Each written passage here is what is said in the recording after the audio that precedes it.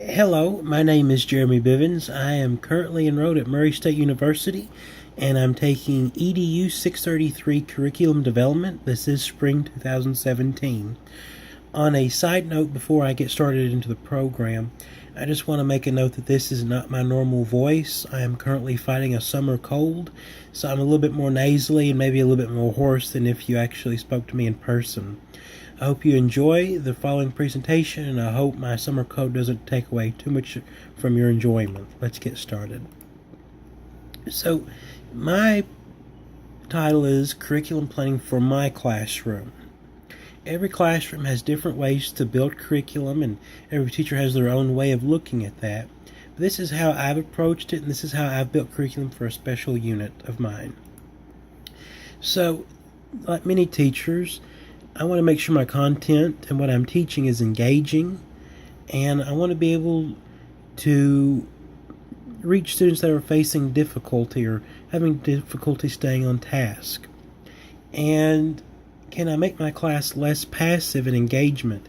So many of the students are able just to sit back and look like they're engaged, but actually their mind is wandering into other territories. And part of my project was to find ways in my curriculum to actually reach students that are having difficulty staying on task and to help increase engagement. And to do that, I spoke with my principal and my guidance counselor, and their suggestion was to build around my next unit of study, which was going to be over radical expressions, because I'm an Algebra 2 teacher. And they said to focus on implicit, explicit instruction, note-taking strategies, which is a major part of what my actual engagement piece was built upon, student evaluations on their standards, differentiated assignments, and some assessment pieces with an emphasis on formative assessments. So how do I in particularly build my curriculum? I use TABA's inverted model, and it's a pretty interesting model. It's a little bit inverted compared to other methods you may see to build curriculum. Assessments are used to see what's actually needed. The teacher develops objectives and behaviors to teach and enforce to the students, who hopefully will master those. Then the content topics and the reasoning behind those topics are chosen. It's organized to be simple to more complex, more of in a tiered sense. I'll talk more about tiering in just a little bit with differentiated assignments. It builds activities to support the students' learning, and students are assessed throughout the unit instead of just at the end, and students reflect on how activities supported the growth and structure of learning.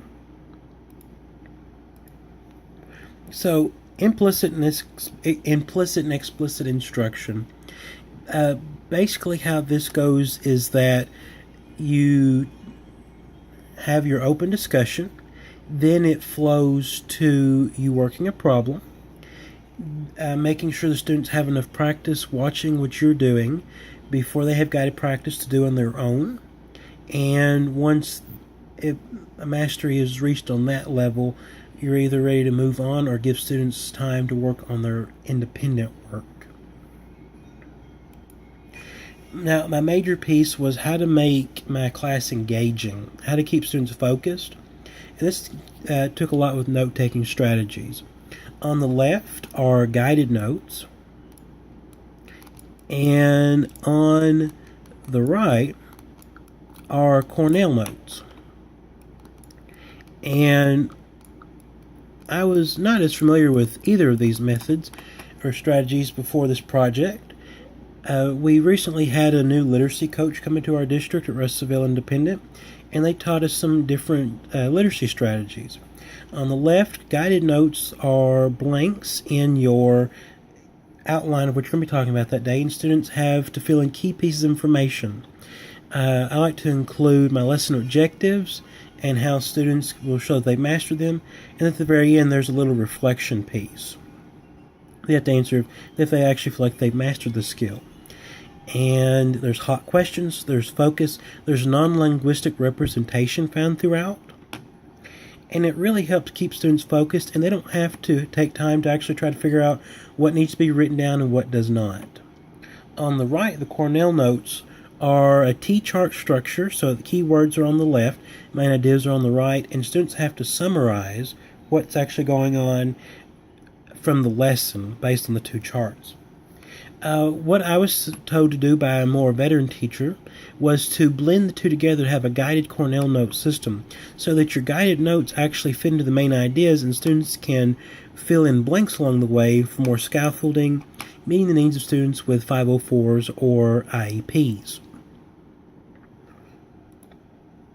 Again, this was part of the note process, the before and after, how students will show they've reached mastery, whether it be when I ask for 1 to 5 rating with their fingers, it be 4 or 5 fingers up, or an 80% on a quiz, and then they have to answer at the very bottom of the notes how they actually feel like they did with the different objectives.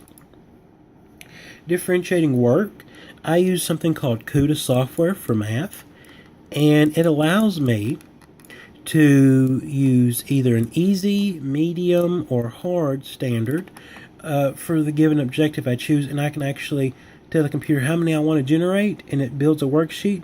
Again, free response for more independent work, multiple choice if I really want to give a quiz and do a very quick judge of passing or not of the standards. The assessment piece was a little bit more different for me this time. Again, as with any unit, I use quizzes throughout that match the key ideas presented in the lecture, the guided notes, or the Cornell notes. And then at the very end, I used a formative assessment piece from MathShell. And it required students to work together in a collaborative setting to answer questions and to actually work problems in different manners than what we may have done in class. And students really got a lot of benefit from that, and they were actively engaged working together to answer these questions. So I asked the students about their thoughts on the note-taking strategies and if they feel like it improved or not. With the pre-assessment I gave beforehand, 74 students took it, and I had 54% average. On the post-assessment, which was not that formative assessment, but a mirror of the pre-assessment, 74 students took it, and we had an 85% class average. So that's very happy. All right, then how do students actually feel the guided notes benefited them? I had a 92% say they liked it, and it helped them learn. And the Cornell notes were a little bit more down the list. Only 71% of the students liked the Cornell notes and found them beneficial. And those were more of my honors students like that, just because they were able to flesh out ideas a little bit better, and my regular kids kind of struggled with that concept. So what did I learn? I learned some interesting new strategies using note-taking to keep my students engaged, working, and focused, and this was a really neat project. And here's some of my references. I recommend several of these articles. Hope you enjoyed and hope you learned something.